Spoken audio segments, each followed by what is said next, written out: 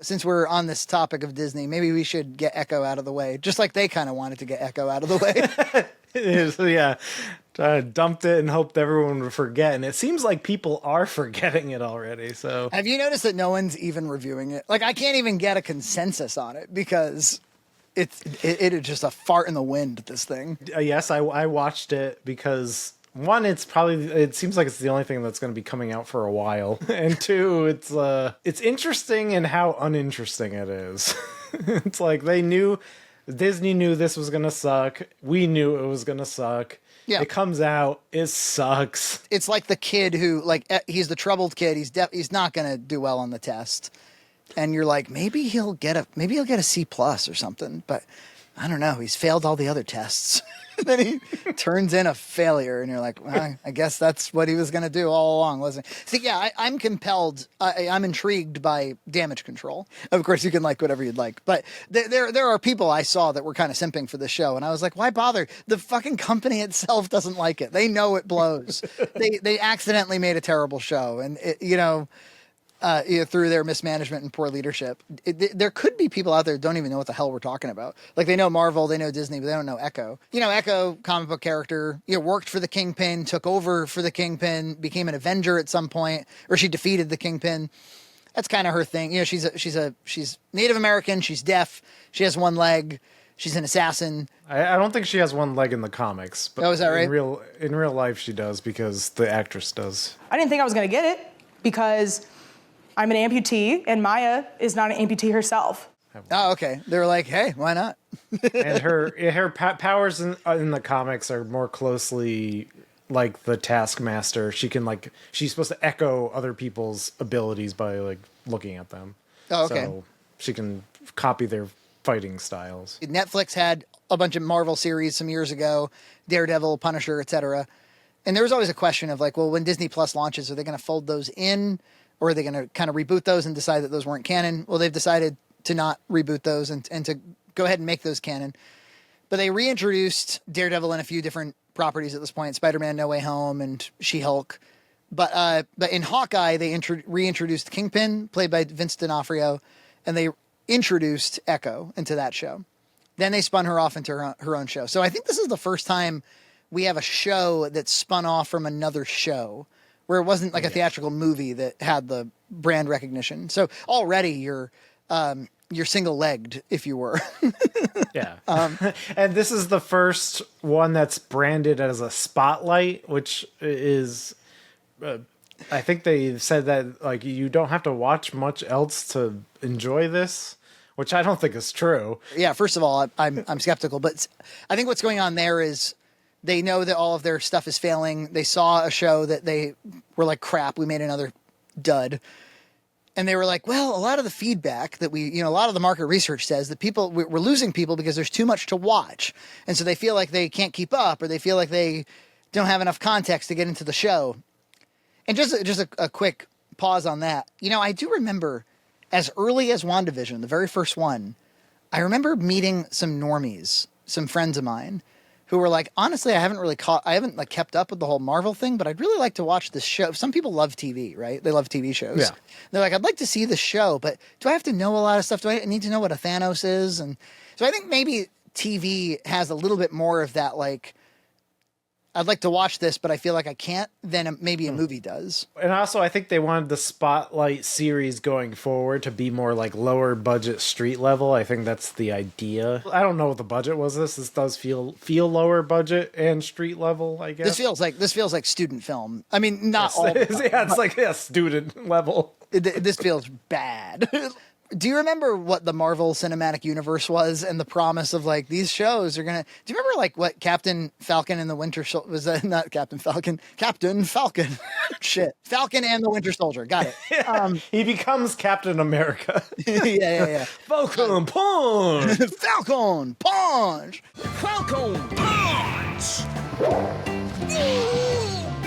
That show was pretty impressive looking at the very least. Yeah. And even Secret Invasion, which is just a horrible piece of shit. That had that big like helicopter action sequence in it at the very least. It had Samuel L. Jackson in it, for Christ's sakes. Yeah, it had Samuel L. Jackson in it, right? So this show, it's like, why would you watch it? We're like, well, there's Vince D'Onofrio, and maybe you watched Daredevil. Yeah, you can get a peek at Daredevil, maybe. My theory is that they added this Marvel Spotlight thing later. Like if they thought that it had good prospects, they would have been like, yeah, watch it along. Because if I was going to spotlight anything, it'd be She-Hulk, which feels like more kind of like Deadpoolish. It feels a little bit, outside of the reality of the narrative. It almost feels like a sitcom too. Feels like a parody of their own efforts. Yes. Yeah, they planned to produce 8 episodes, reduced it to 6, and then further reduced it to 5. And these are not long episodes. It's like, I think the longest one is 50 minutes, and the rest are 48, 36. Yeah. I mean, they're short, so you can binge it pretty quick. And it's the first one they've ever just dropped everything. As short as it is, it was like so painful to get through. It was such a chore. Yeah, it's pretty boring. Yeah, it's just boring. I'm sorry. And like so she's a deaf character, and a lot of her like family interacts with her just with sign language. So there's like long stretches where they're just signing to each other, like, and they're like mouthing the words.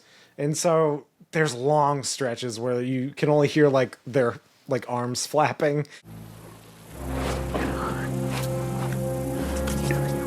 And it's like, if you're not really paying attention, you miss a lot. And or they're signing and they're talking, but they have to talk slowly to like catch up to their signing, which is like a really strange cadence for dialogue.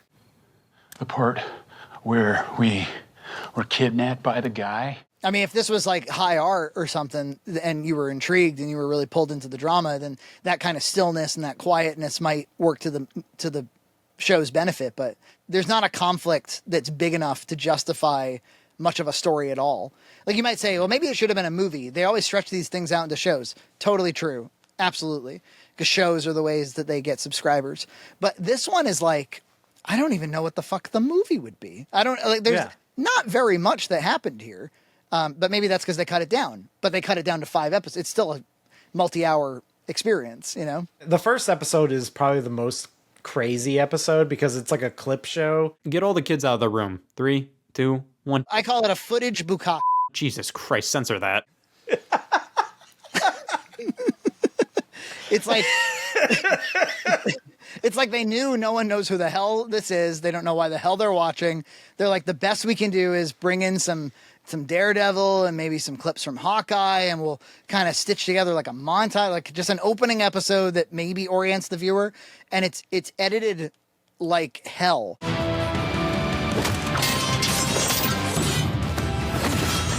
I mean, at least episodes 2 through 5, they feel cut down, but they feel like the show that probably was intended to have been made. This feels like some kind of like, we ran it through the AI 25 times until we saw something that we kind of liked and we went with that. Like, hire an editor, somebody who can stitch together something coherent here. If the first episode especially made me feel like I had like partial brain damage and I was like blacking out every once in a while, but it does feel like there's like 3 episodes that they shoved together. But also, I think they cut out like a ton of Daredevil. Maybe he was supposed to be in here. I don't know. That's why it's so disorienting. So there's probably stuff there, and all they're doing is kind of showing you moments of it. And they were proud of that Daredevil fight, which is not really that great anyway. They were proud of that. He grabs it. She grabs it. Then he just. Yeah, he's taking the What? I think so, because it was kind of like, it looked almost one take or something, and I don't know. I think they wanted to keep that in, but it doesn't really make sense. But the whole episode doesn't make sense because it's just flashes of Hawkeye and stuff they, I think, cut down a lot. It's always tempting to be like, maybe, can we take something long and cut it down to something short? Like I did this with the AVGN movie. The problem is that even if something is way over long and needs to be cut down, sometimes when it's designed to be long, it can't retract again. It's like a stretched out sock or butthole. You can't from a bukkake. Stop! it can't retain its whatever. It can't get its strength back together. It's all misshapen. Because then what you end up doing, you're like, oh, all of the critical pieces of information are spread out across multiple scenes. So we'd have to like only touch upon moments of scenes, and it would feel disorienting and too fast. Feel like we were getting whiplash from all the different locations we're going to, and that's what this feels like. Now, could they rework it and make it better? I'm sure. once they saw how terrible it was, which I guess means there was no oversight or nobody smart was setting direction on this. But probably they were like, ugh, we shouldn't have greenlit this. Let's not spend any more money trying to make it work. Let's call it Marvel Spotlight, which would be our way of telling the audience, don't worry about it. We're contractually obligated to release this. And we'll just shove it out, and we'll just take the L. And we're gonna make a new game plan in 2024.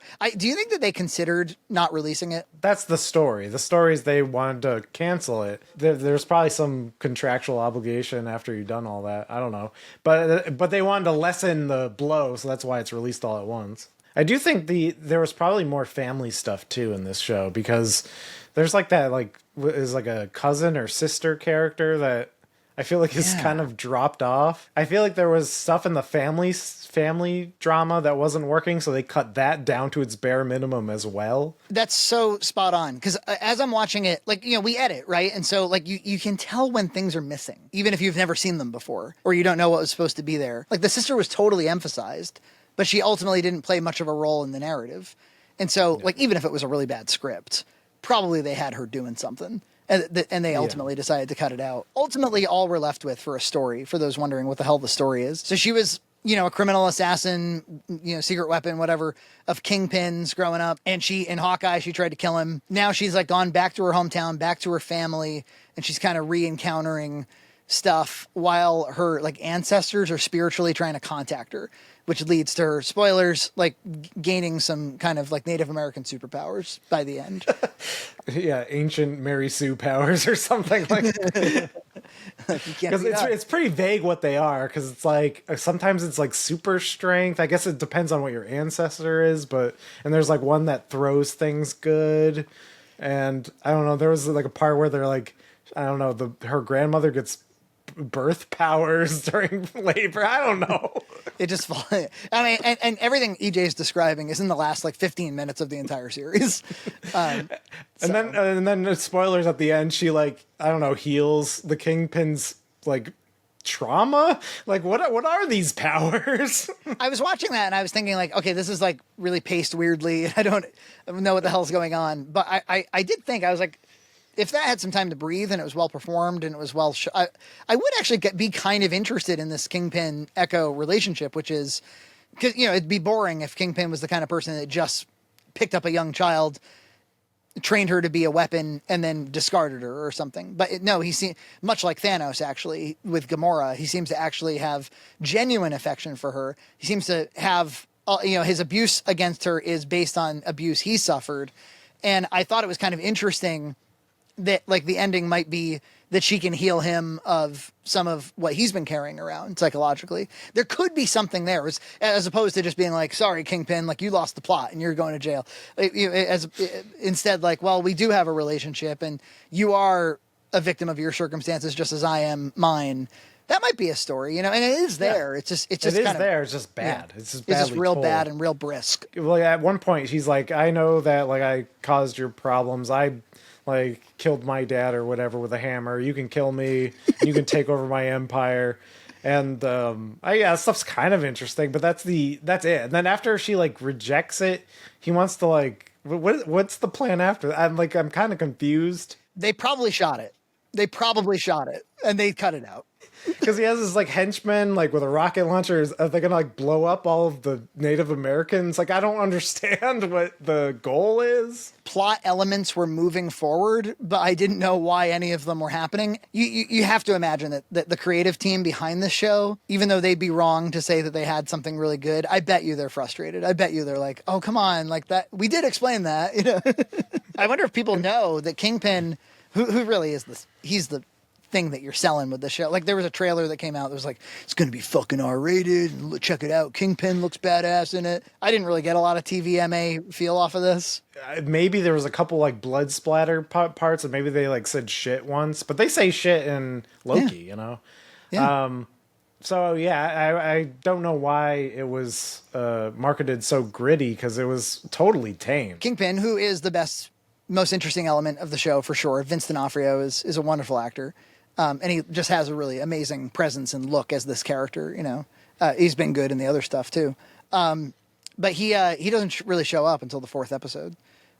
So he's not in the first 3. and then they kind of speed run him in the last two. Him in the original Netflix Daredevil show is you have to watch it. He's a revelation in those ones. But here, yeah, he feels Disneyfied. He definitely feels Disneyfied. And now they're going to have him run for mayor. That was the after credit sequence. They're like, maybe That'll be interesting. I thought that was a funny scene, just him being like, yeah, I could be me. any bald big guys in comic books always want to run for mayor. But yeah, Lex Luthor, he's the president typically. The Penguin and Kingpin. John Fetterman. And John Fetterman and his quest. I was watching it and I was thinking how mind-blowing it is how much better Hawkeye was than this show. It's true. I was like, wow, Hawkeye was a lot fucking better than, and at this point, my calibration is all off because I was really down on like Moon Knight a couple years ago. I was like, wow, that was really kind of dull. That was really bad form for Disney. It didn't, bad pacing. Had some elements that were kind of interesting. We didn't really, what the hell is this thing with an animated hippo and all this? Ethan Hawke's being strange. Quality is a very, very wide spectrum. There's excellent, and you can fall very far from excellent and still be mediocre, right? And you can be disappointed. We're like, this is really far from where it should be. And then this is like, it falls another several 100 feet. The Lokis are quite a bit better than this. I think. Like even like Secret Invasion. Secret Invasion is not good. It's embarrassing. It's dumb. But there's elements that it does a lot better. Yeah, there's something there. I mean, there's a little bit of diversity in location. One thing I'll give Secret Invasion is, though it was boring, it did feel like it was more or less the length they had designed it to be. Yeah, and it actually held my attention. Like I feel like even at this moment, Echo is wisping away from my brain. Yeah. And just the lead actress. Sorry to say, she just doesn't have it. She doesn't have a range. She has like one face throughout the whole series. That's the thing. Is like if your whole thing is gonna be like she can't communicate with, spoken language. It's like, well, this really should be a visually very compelling person, and they didn't pick one for some reason. Mandalorian has a mask, right? He's like totally, that's a big creative challenge. Like our protagonist is not going to be able to emote facially. So they had to kind of design a whole show around that, and they did it quite well at times. I thought that generally speaking, the performances were so odd and stilted and wooden. There was a moment in the last episode, there was like a festival for the Choctaw. It was like a competitive powwow or something, like a demonstration or something. It was very clear to me they were taking B-roll of actual like Choctaw people, like non-actors, in other words. And they were smiling and they were being genuine. They were interacting with one another. And I was like, this B-roll is the best part of this whole show. They probably had like a second or third camera unit show up and just roll some B. They had EJ show up and just roll some B-roll on some of the just some of this event, and I was like, this is the most genuine, authentic thing in this whole show. So, do you recommend Marvel's Echo? I think it depends. I think that like some people I could really see liking it. I personally got bored by the 5th episode. Shut the fuck up, you liar. The way people talk about things sometimes, it's in that They have to hedge everything. They have to hedge everything. Come on. If there's one thing that we don't have to hedge, it's this show sucks. It really doesn't suck that you had the courage to say this sucks. We're hearing you loud and clear, brother. That sucks. Subscribe to Red Cow Entertainment on Patreon for full episodes every other week.